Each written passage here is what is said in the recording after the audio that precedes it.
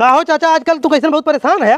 सोनू बेटवा परेशान ऐसे है हम बम्बई में हमारे 4 लड़कियां दुकान का एक नंबर के रुपया कमाते रहे। कब है तब? देखा था बम्बई वाले जो मराठी बोले ना जानत बा के मरता है और मार को भगा देते हैं। ये तो बहुत गलत बात है। हमार जुगनुआ डर के मारी कलियां भाग के चला लायल।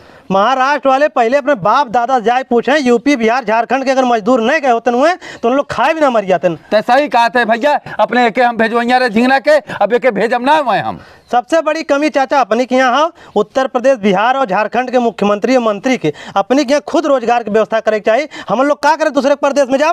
सबसे हाथ जोड़ के यह निवेदन करा, अपनी के यहाँ छोट छोट रोजगार करें लेकिन दूसरे प्रदेश में कमाए मत जाएं। नहीं भाई, अपने के यहाँ छोट छोट रोजगार करा, अपन पेट पर जीविका चलावा, अपने से आगे बढ़ा। उन लोग खुद यहाँ से रोए रोए अपने लिया जाइए तब। और ना ही दूसरे प्रदेश वाले ऐसे हम लोग का झिझकार के हमेशा भगा देवा करिए। नहीं, सबसे बढ़िया अपन रोजगार, अपन साधन, अपन सबसे बढ़िया चीज हो।